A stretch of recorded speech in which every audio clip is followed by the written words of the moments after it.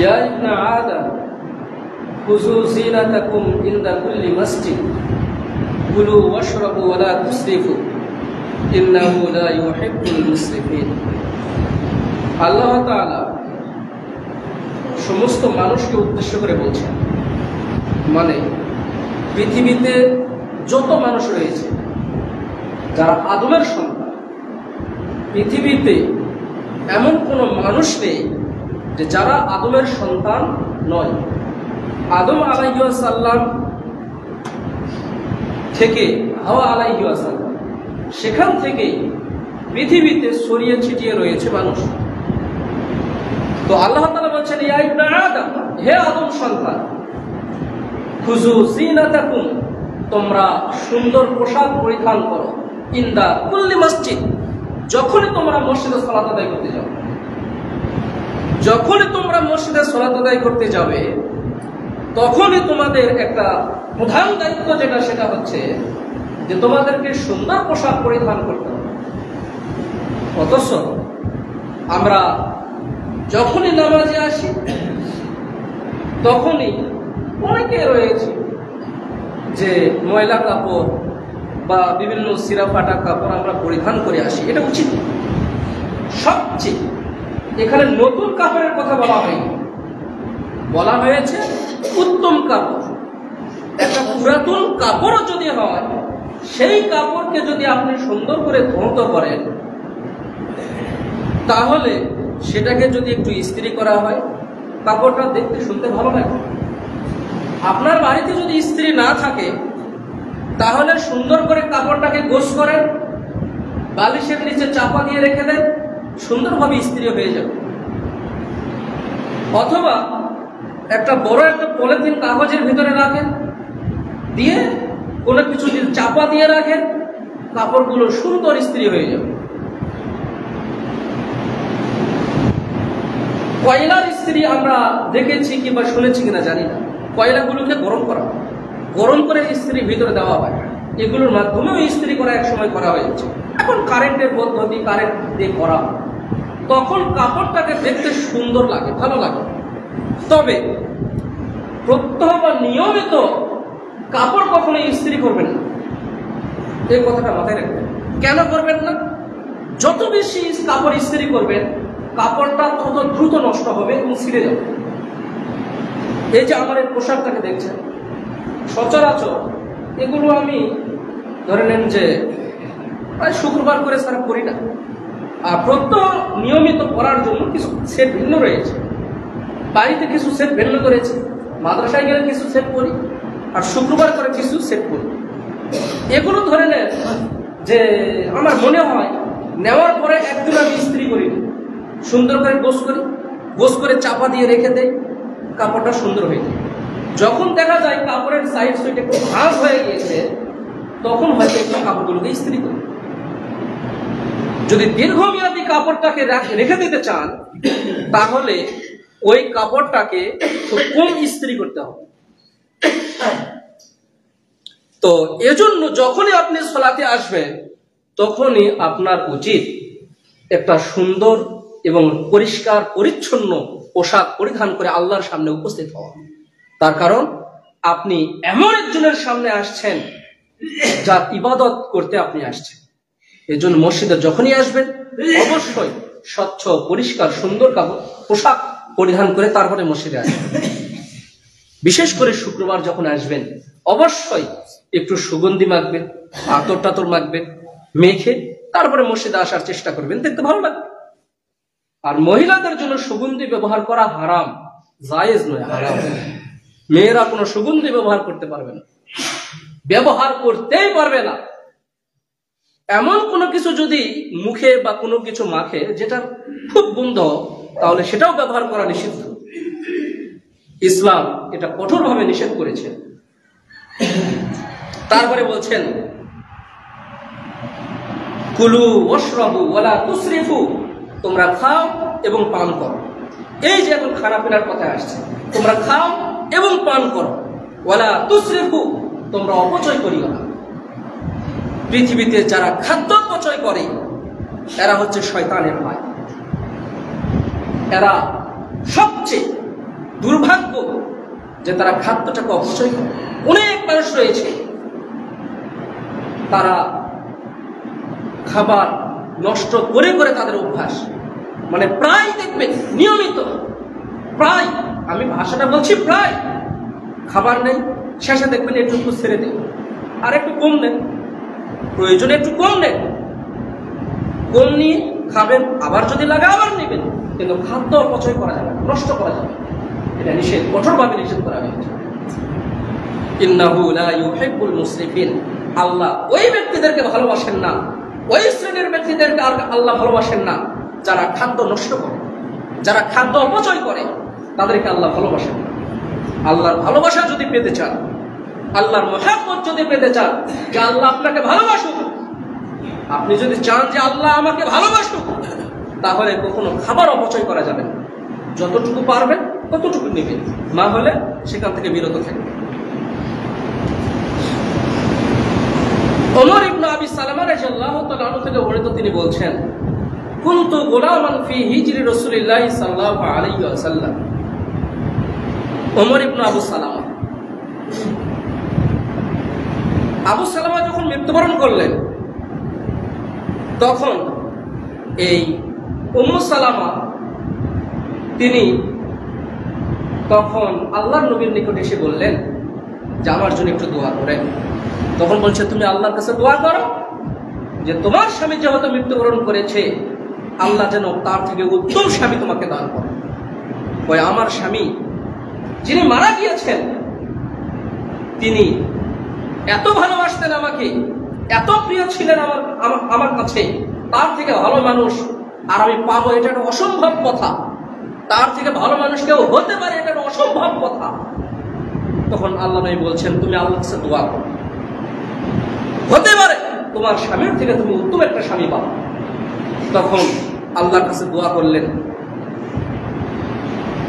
আল্লাহর নবী কিছুদিন পরে উম্মু সালামাকে বিয়ের প্রস্তাব দিলেন। তখন উম্মু সালামা বুঝতে পারলেন, ওহো, তাহলে এই যে সেই দোয়ার ফসল, যে আল্লাহর নবী আমাকে বিয়ের প্রস্তাব দিলেন। তো উম্মু সালামা তিনি বিচক্ষণ মহিলা ছিলেন, তিনি আল্লাহর নবীকে বললেন, দেখেন, কয়েকটা জিনিস ভেবে আমাকে বিবাহ করেন। আল্লাহর নবীকে বললেন, আপনি শহরের মানুষ, আমি গ্রামের মানুষ, এটা একটা জিনিস মাথায় রাখেন। আরেকটা জিনিস মাথায় রাখেন, আপনি অবিবাহিত, আমি বিবাহিত, আমার স্বামী মারা গিয়েছেন।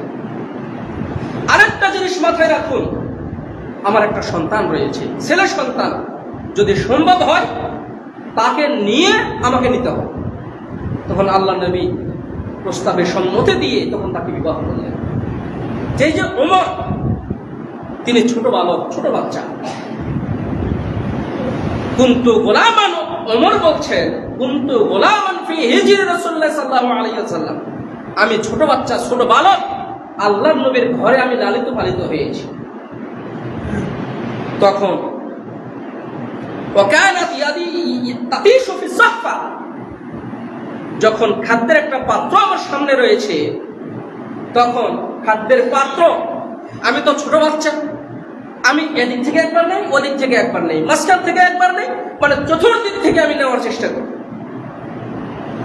তখন আল্লাহ নবী আমাকে শিক্ষা দিলেন, আমি ছোট বাচ্চা, সাম্মিল্লাহ, হে ওমর, সাম্মিল্লাহ, তুমি খাওয়ার শুরুতে বিসমিল্লাহ বলো, অকুল বিয়ামিনিক, তুমি ডান হাতে খাও, অকুল মিম্মা ইয়ালিক, তুমি তোমার সামনে থেকে খাও।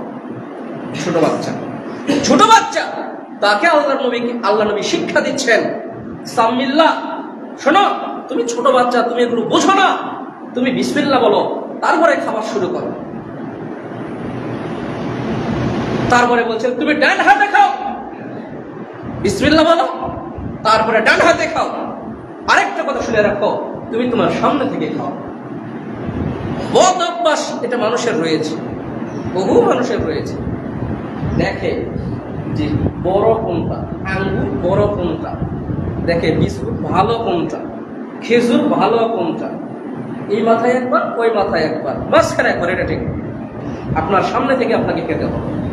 একটা ফ্রিজে বা প্লেটে আপনাকে আত্মীয় স্বজনের বাড়িতে খাদ্য দেওয়া হয়েছে, খাবার দেওয়া হয়েছে, এই জিনিসটা আপনাকে শিখতে হবে, আপনার সন্তানকেও শেখাতে হবে যে খাবার কিভাবে তুমি খাবা। শুনে রাখেন, খাবারের বরকত নাজিল হয় খাবারের মাঝখান থেকে খাবার কখনোই আগে খাওয়ার চেষ্টা করবেন না, সব সময় ডান দিক থেকে খাওয়ার শুরু করবেন। বুঝতে পারেননি কথা? বরকত আল্লাহর পক্ষ থেকে নাজিল হয় কোথায়? খাবারের মাঝখানে। এর জন্য খাবার যেখান থেকে সেখান থেকে খেতে নেই, তুমি তোমার সামনে থেকে খাওয়া শুরু করো, মাঝখানে যায় শেষ করো। চতুর্দিক থেকে সবাই বসেছে, কেউ মাঝখান থেকে খাবে না।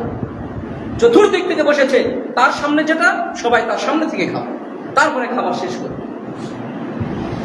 হুযায়ফা রাদিয়াল্লাহু তাআলা আনহু থেকে বর্ণিত, তিনি বলছেন, আল্লাহ নবী বলছেন, ইন্নাশ শাইতানা ইস্তাহিল্লু আত-তাআম আল্লা ইযকারু ইসমুল্লাহ।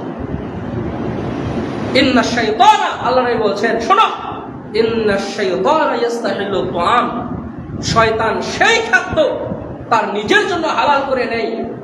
শয়তান তোমাদের সেই খাদ্যতে শয়তান তোমাদের ভাগ বসায়।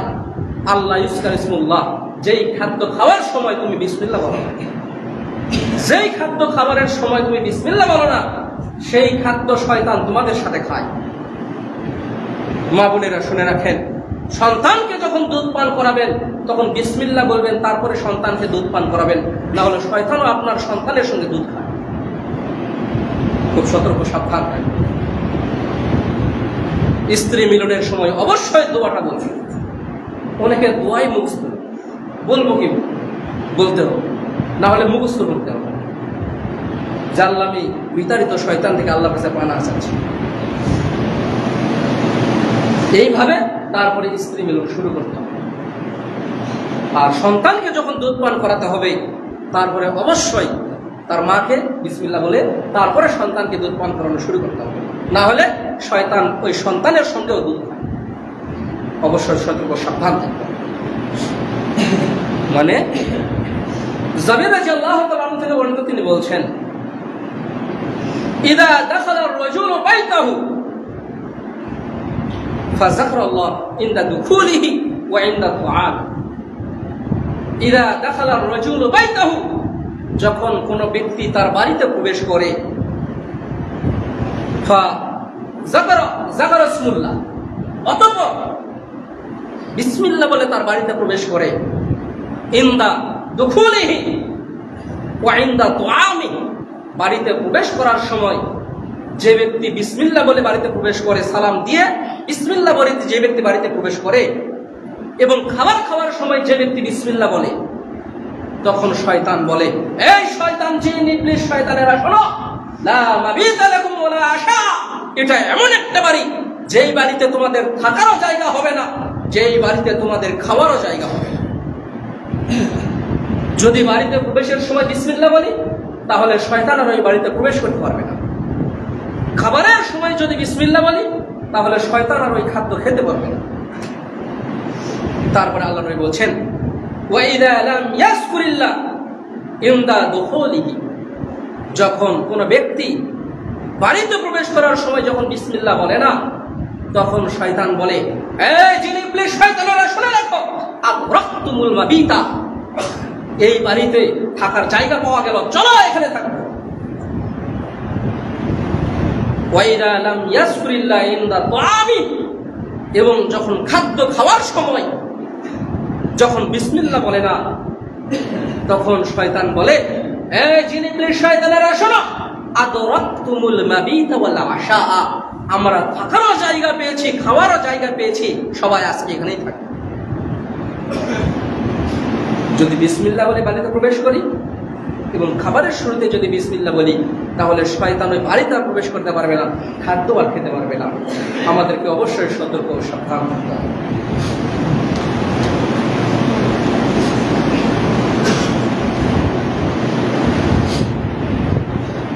আলহামদুলিল্লাহ ওয়াহদাহু ওয়াসসালাতু ওয়াসসালামু আলা মান লা নাবিয়্যা বা'দা। ইবনে উমর রাদিয়াল্লাহু তাআলা আনহু থেকে বর্ণিত, তিনি বলছেন, আল্লাহ নবী বলছেন, ইযা আকালা আহাদুকুম ফালইয়াকুল বিয়ামিনি ওয়া ইযা শারিবা ফালইয়াশরাব বিয়ামিনি, যখন তোমরা কেউ খাদ্য খাওয়া শুরু করবা, ফালইয়াকুল বিয়ামিনি, তখন তোমরা ডান হাতে খাও। ওয়াইদা শারিবা ফালইয়াশরাব বিয়ামিনি, যখন তোমরা পান করবা তখন তোমরা ডান হাতে পান। এখানে বহু মানুষ তাদের একটা অভ্যাস যে সন্তান বাম হাতে খাচ্ছে, কিছুই বলে না, তখন পিতাও তো খায়, মাও খায়, মা তো জানেই না যে কোন হাতে খেতে হয়, পিতা তো অনেক সময় জানেই না যে আসলে বিধানটা কি, কেন ডান হাতে খেতে হবে। যে খাদ্য আপনি ডান হাতে খান না ওটা শয়তান তার জন্য হালাল করে, তার কারণ শয়তান বাম হাতে খায়, আর আমাদেরকে এজন্য তার বিরোধিতা করতে হবে ডান হাতে খেতে। এক হাতে ধরেছে চা, ডান হাতে ধরেছে চা, আর বাম হাতে ধরেছে সিগারেট, দিয়ে একসঙ্গে খাচ্ছে, এদিকে একটা ওইদিকে একটা। সিগারেট যারা খান আমার কোনো আফসোস নেই, আপনি খেলে আমার সারা না কোনো ক্ষতিও নাই, লাভও নেই। এতটুকু কথা বলি, বাঙালি তো মানুষের বিবেক কেমন দেখেন। ধর্ম উপদেষ্টা গতকাল কি তার আগের দিন একটা খবর দেখলাম যে উমরা করতে যাচ্ছে, তো সাথে সিগারেটও নিয়ে যাচ্ছে, ওই দেশে যা সিগারেট বুঝলেন, মানে সিগারেট খায় তো ওই দেশে তো ওর ওইভাবে হয়তো সিগারেট পাওয়া যাবে না, তো এই দেশ থেকে একবারে সিগারেটও নিয়ে যাচ্ছে, দিয়ে ওখানে গিয়ে খাবেন। আপনি যে কাউকে জিজ্ঞেস করবেন, এমন কোনো মানুষ নেই, আর বিশেষ করে ডাক্তার, এমন কোনো ডাক্তার নেই যে বলবে যে ওটা আপনার জন্য উপকারী। প্রতিটা চিকিৎসক যখন আপনাকে চিকিৎসা করবেন, সর্বপ্রথম আপনাকে জিজ্ঞেস করবেন যে এই রোগী কি সিগারেট টিগারেট খায় নাকি, বিড়ি সিগারেট কিছু খায়, তার ওটা আলাদা চিকিৎসা দিন, আলাদা কিছু করতে হবে সর্বপ্রথম। তাকে দেখবেন অনেক কাটা ঘা বা অনেক ঘাটা তার সমস্যা হয় সিগারেট খাওয়ার কারণে। ওকে মানা করেছে তো আপনি 1 মাস সিগারেট খাবেন না, 1 মাসের মধ্যে খেয়েছে, আবার ডাক্তারের কাছে গিয়েছে। ইঠাইলের একজন ব্যক্তি, এই মোলামগাড়ির পরে ইঠাই, তো ভ্যানে করে আসতেছি, সত্য কথা বলছি, ভ্যানে করে আসতেছি, তো ওই লোক বলতেছে এই পাটা আমার, আমি বলছি ভাই আপনার পায়ে কি হয়েছে, পাটা কাটছে, তো এই পাটা কাটছে। ভাই পায়ে কি হয়েছে, তো বলছে ভাই এটা পাটা কাটা লাগছে। কি কারণে, কি হলো, একটু সমস্যা হয়েছিল, তো ডাক্তার বলছিল যে আপনি সিগারেট কমপক্ষে 2-3 মাস খাবেন না। তো খুব মানে বাড়ি তারা আমাকে খুব চিট দেয়, আর খুবই সিগারেট খেলাম, তো মানে একটার পর একটা আমার লেগেই থাকতো। ট্রাকের ড্রাইভার তারা খুব বেশি তো খাই, আপনারা জানেন, তো খুব চিট দিয়েছে আমাকে যেন না খাই। তো হুট করে একটু ফাঁক পেয়েছি, আরেকটা বাড়িতে চলে গিয়েছি, যায় খুব হাত পা ধরে একটা সিগারেট খাইয়েছি, তারপরে ওই ঘাটা মানে একবারে ইনফেকশন হয়ে গিয়েছে, আবার ডাক্তারের কাছে গিয়েছি। তো বলছে দেখেন তো কি হয়েছে। তো সর্বপ্রথম ডাক্তার জিজ্ঞেস করছে যে আপনি কি সিগারেট খেয়েছিলেন নাকি, আপনাকে নিষেধ করেছে, খেয়েছিলেন নাকি? তখন বলছে হ্যাঁ খেয়েছিলাম। এমন একটা দিয়েছে চট, মানে এমন একটা চট দিয়েছে, কয় ভাই আমার কান মনে হয় একবার বন্ধ হয়ে গেল, এখন ওই পাটা এই জন্যই আমার কাটা লাগছে। আল্লাহ ওটা তাকদিরে লেখে রাখছে, ঠিক আছে, তো বলছে এজন্যই আমার পাটা, কারণ সিগারেটটা খাওয়া আমার ঠিক হয়, এখন মরার আগ পর্যন্ত এখন এটা ভোগ, এজন্য আপনারা বিরত থাকেন, এটাই ভালো। আল্লাহ বোঝার তৌফিক দান করুন।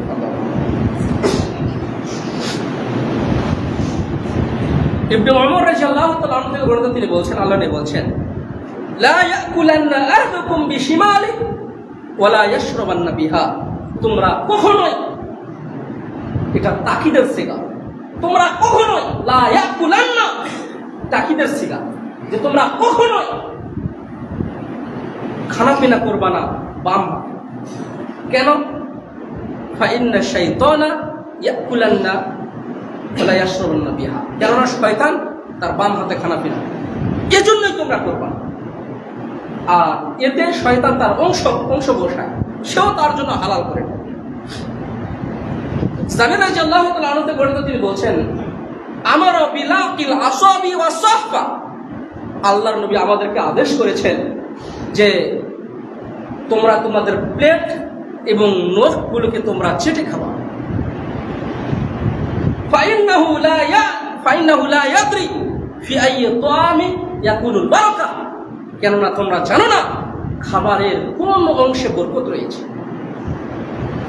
আল্লাহ নবী বলছেন, আল্লাহ নবী আদেশ করেছেন যে তোমরা প্লেট এবং নখগুলোকে তোমরা চেটে খাবা।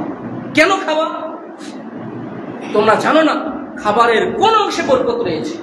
মানে যেই ভাতটা পড়ে গিয়েছে, পরের হাদিসে আসছে, জাবির রাদিয়াল্লাহু তাআলা আনহু থেকে বর্ণিত, তিনি বলছেন, আল্লাহ নবী বলছেন, ইন্না শাইতানা ইয়াহসুরু আহাদাকুম, নিশ্চয় শয়তান ফি আইয়ি শানি, এমন কোন জায়গা নেই যেই জায়গাতে শয়তান উপস্থিত হয় না। তারপরে বলছেন হাত্তা ইয়াহজুরাহু ইনদা তুআমি, যখন এমনকি যখন তোমরা খাদ্য খাও সেখানেও শয়তান উপস্থিত হয়।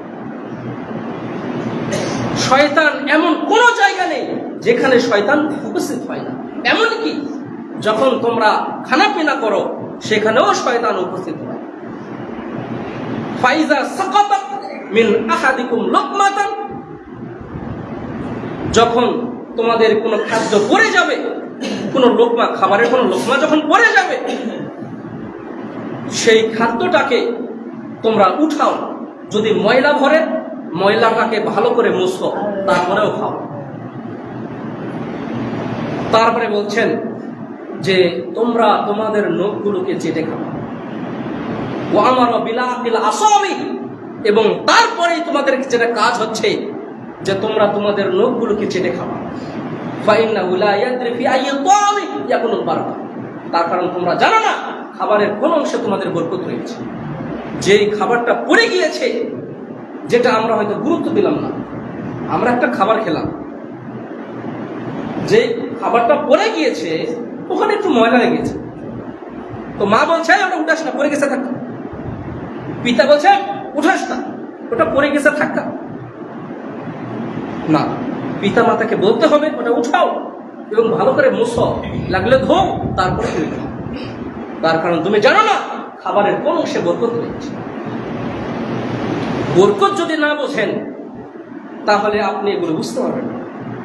বরকত এক জিনিস, খাবার বিভিন্ন জিনিস। খাবার খাচ্ছেন কিন্তু সেই খাবারে বরকত হয় না, সেই খাবার দিয়ে কখনোই আপনার কল্যাণ বয়ে নিয়ে আসবে। আর খাবার যেটুকুই খাচ্ছেন সেটুকুই আপনার কল্যাণে আসছে, এটা হলো। তার কারণ আল্লাহ কোন খাদ্যে বরকত লেগেছে এটা তুমি আমি জানি না। যেহেতু হাদিসের অংশ যে তোমার যেই খাবারটা পড়ে গিয়েছে প্রয়োজনে ওটা উঠাও, যদি ময়লা ভরে যায় তাহলে ময়লাটাকে মুছো, তারপরে তুমি খাও।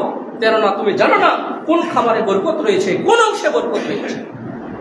যেই তবে এখানে একটা কথা, ধরে নেন তেল একটা শরীরের ক্ষতি। তেলগুলো যদি খান হয়তো সমস্যা হতে পারে, তারপরে দেখবেন কোন ভাতটা আছে কিনা। না হলে যদি এমন হয় যে তেলটা খেলে আপনার ক্ষতি হতে পারে, সেটা ভিন্ন কথা। তা ব্যতীত আসলে আমরা যাদেরকে মনে করি সভ্য, তারাই হাদিসের বেশি বিরোধিতা করে আর তারাই বেশি নাচ শেখায়। আপনি বিভিন্ন কমিউনিটি সেন্টারে যান, আত্মীয় স্বজনের বাড়িতে যান, যদি কোন রকম প্লেটটা চেটে খান আর নখগুলো চেটে খান, বলবে এটা অভদ্র, এটা অভদ্র, এটা অভদ্রতা, এটা তাই বলবে আপনাকে। এদিকে তাকানোর কোনো সুযোগ নেই। যদি মনে করেন আমি বরকত হাসিল করব, তাহলে আপনাকে খেতে হবে, আপনাকে নখ এবং প্লেটটা চেটেই খেতে হবে। আপনাকে কে কি বললো না বললো ওটা দেখার কোনো সুযোগ নেই। পৃথিবীতে একটা কথা সবসময় মাথায় রাখবেন, আপনি যদি না খান আর যদি না খেয়ে থাকেন, কেউ আপনাকে এসে বলবেন না ধরো খাও। আপনি ধরে নেন একজন সম্মানিত ব্যক্তি, মাস্টার্স পাস করেছেন, আপনার অটো চালানো ছাড়া আপনার কোনো কর্ম নেই। মানে অটো চালানো ছাড়া আপনার কোনো, আপাতত যে পরিবেশ মনে হচ্ছে আপনাকে অটো চালাতে হবে, করার কিছু নেই, অটো চালাতে হবে। এখন যারা বলছে যে এত শিক্ষা অর্জন করলো এসে অটো চালাচ্ছে, এটা কথা হলো? তো যিনি বলছেন যে এত শিক্ষা অর্জন করে তুমি অটো চালাচ্ছ, এটা তোমার সম্মানে বাঁধে না? তো তাকে বলেন যে দেন আমাকে একটা মাসের চাল দেন আর একটা মাসের খরচ দেন, তাহলে আর আমি অটো চালাবো না। একটা মাসের কেন, একটা কেজির টাকা চান, দেয় নাকি? দেখেন, 5টা টাকা খুচরা ছিল, 5টা টাকা নেন, রাখেন, ধরেন, কেউ দিবে না আপনাকে। আপনি না খেয়ে থাকেন, আপনাকে কেউ দেখবেন, শুধু বলবে, হ্যাঁ এরা বলবেই, এই শ্রেণীর মানুষেরা থাকবে, কেউ আপনাকে বলবে না ধরো একটু খাও, কেউ বলবে না আপনাকে। আপনি ওই অটো চালাবেন তো, তখন মানুষ নাকছি। পৃথিবী এত সহজ নয়। যদি আপনি বরকত হাসিল করতে চান, তাহলে আপনাকে চেটে খেতে হবে, মানে খেতে হবে, অবশ্যই আপনাকে খেতে হবে যদি বরকত হাসিল করতে চান। হুযায়ফা রাদিয়াল্লাহু তাআলা আনহু থেকে বর্ণিত, তিনি বলছেন, আল্লাহ নবী বলছেন, রাসূলুল্লাহ সাল্লাল্লাহু আলাইহি ওয়াসাল্লাম বলছেন, লা আকুলু মুত্তাকিয়ান, আমি কোনোদিন হেলান দিয়ে খাইনি। আল্লাহর নবী কোনোদিন হেলান দিয়ে খাননি। খাবার খেতে বসেছেন তো, এমনি হেলান দিয়ে পাটা ছেড়ে দিয়ে খুব সুন্দর একটা মজবুত এভাবে খেতে খাননি, এভাবে তিনি খাননি। তার মানে এই নয় যে আপনার যদি হেলান দিয়ে না খেলে অসুবিধা হয়, এটা নিষেধ। আপনি বসে খেতে পারছেন না, হেলান দিয়ে খান, এটা নিষেধ না। কিন্তু মানে একটা ঢং করে আপনি হেলান দিয়ে খাবেন, একটু মানে একটা অহংকারী ভাব নিয়ে, এটা নিষেধ। কাতাদা রাদিয়াল্লাহু তাআলা আনহু বর্ণিত, তিনি বলছেন, মা আকালা নবী সাল্লাল্লাহু আলাইহি ওয়াসাল্লাম আলা খিওয়ানি, আল্লাহর নবী কোনোদিন টেবিলে বসে খাবার খান না। ওয়ালা ফি সুকুরাজাতিন, আল্লাহর নবী অনেকগুলো পিয়ালা বহু আইটেমের খাবার সামনে নিয়ে কোনোদিন খাবার খাননি। ওয়ালা খুবিযা লাহু মুরাক্কাকুন, কখনো চিকন আটা রুটি বানিয়ে তিনি খাননি। মানে খুব কষ্ট করে দুনিয়া থেকে জীবনযাপন করেছেন। কিলানি কাতাদা, আমি কাতাদা রাদিয়াল্লাহু তাআলা আনহুকে জিজ্ঞেস করলাম, আলা মা ইয়াকুলুন, তাহলে আল্লাহ নবী কিভাবে খেতেন? ক্বালা আলা সুফার, আল্লাহর নবী দস্তরখানা বিছিয়ে তিনি খাবার খেতেন। ওই যে আপনি বলছেন না যে খাবার যদি পড়ে যায় ময়লা ঘরে, দস্তরখানা বিছান, দস্তরখানা বসেন, কি বলে বিষয়টা, কোন একটা কাপড় বা কোন একটা পরিষ্কার পরিচ্ছন্ন, এটা খাওয়া সুন্নত।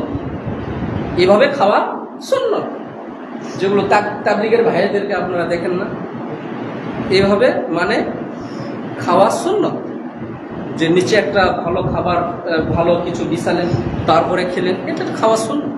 তার কারণ খাবারটা যদি কোনো কারণে পড়ে যায়, যেন ময়লা না হয়। আল্লাহ নবী এভাবে খেতেন। বহু আইটেমের খাবার সামনে পরিবেশন থাকতো, তিনি আরাম আয়েশ করে কোনোদিন এভাবে তিনি খাবার খান। আর একটা হাদিস বলে আমি আমার আলোচনা শেষ করে দেব ইনশাআল্লাহ। আবু হুরায়রা রাদিয়াল্লাহু তাআলা আনহু থেকে তিনি বলছেন, মা আবা রাসূলুল্লাহ সাল্লাল্লাহু আলাইহি ওয়াসাল্লাম, আল্লাহর নবী যতদিন দুনিয়াতে বেঁচে ছিলেন, যতদিন খাবার খেয়েছেন, কোনদিন খাবারের দোষ বর্ণনা করেন। ইনিস্তাহাহু আকালাহু ওয়া ইন কারিহাহু তারাকাহু, যদি মন চাইছে খেয়েছেন, যদি মন চায়নি তবে খাননি। কিন্তু বলেননি, হ্যাঁ লবণ কম, হ্যাঁ এটা খাবার হলো, এটা খাবার হলো, তোমার খাবার রান্না করার কোনো ঢং নেই, তোমার হুঁশ নেই, লবণ কম হয়েছে, ঝাল কম হয়েছে, এটা হয়েছে সেটা হয়েছে, এভাবে কোনোদিন দোষ বর্ণনা করেননি। এভাবে কোনোদিন দোষ বর্ণনা করেননি। আপনাদের যদি এরকম কোনো অভ্যাস থাকে, তাহলে এটা পরিবর্তন করতে হবে। লবণ যদি কম হয়, লবণ নিয়ে খেতে হবে। যদি ঝাল কম হয়, ঝাল কম দিয়ে খেতে হবে।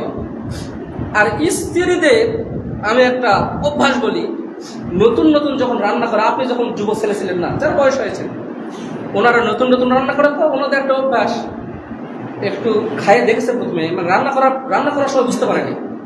যখন খাবারটা রান্না হয়ে গিয়েছে, তো স্বামীকে দেওয়ার আগে একটু দেখেছে যে আসলে সিস্টেমটা কি কম বেশি হয়েছে কিনা, খাইছে। খাওয়ার পরে এখন চিন্তা ভাবনা করছে যে স্বামী কিছু বলে না কেন, লবণ তো কম হয়েছে, কিন্তু কিছু কয় না কেন, মানে গাল খাইবে যে, এই জন্য জিজ্ঞেস করছে, আচ্ছা খাবারের কি কোনো সমস্যা হয়েছে, মানে সব ঠিক আছে, লবণটা একটু কম হয়েছে।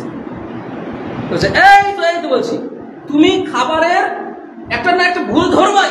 তোমাকে কে জিজ্ঞেস করতে বলেছে যে খাবারের কম বেশি কিছু হয়েছে কিনা? তুমি কেন জিজ্ঞেস করলে? তোমার স্বামী তো তোমাকে গালায়ও নি, মারেও নি, কাছেও নি, তো তুমি কেন জিজ্ঞেস করলা যে কম বেশি কিছু হয়েছে কি? চুপচাপ করে খাচ্ছে, খেতে দেন। বুঝেননি মনে হয়? আর আপনারা তো চেষ্টা করবেন, তারা খুব কষ্ট করে রান্না করে। যখন রান্নাবাড়ি করা খুব কষ্টকর একটা বিষয়, তখন আমিও মাঝে মাঝে রান্না করি তো বুঝি। তখন আমার স্ত্রীকে আমি রান্না শিখিয়েছি, ও কোনোদিন একটা ওই আলু ভর্তাও করতে পারতাম না, বিষয়টা এরকম। তো এখনো বলে যে আমি আমার স্বামীর কাছ থেকে রান্না শিখেছি। তো প্রয়োজনে কোনো কখনো বলবেন না, ধীরে ধীরে অভ্যাস করেন। লবণ কমাইছে, লবণটা দিয়ে খান, ঝাল কমাইছে, ঝালটা দিয়ে খান, হয়ে যাবে। আল্লাহ বোঝার তৌফিক দান করুন। আল্লাহ।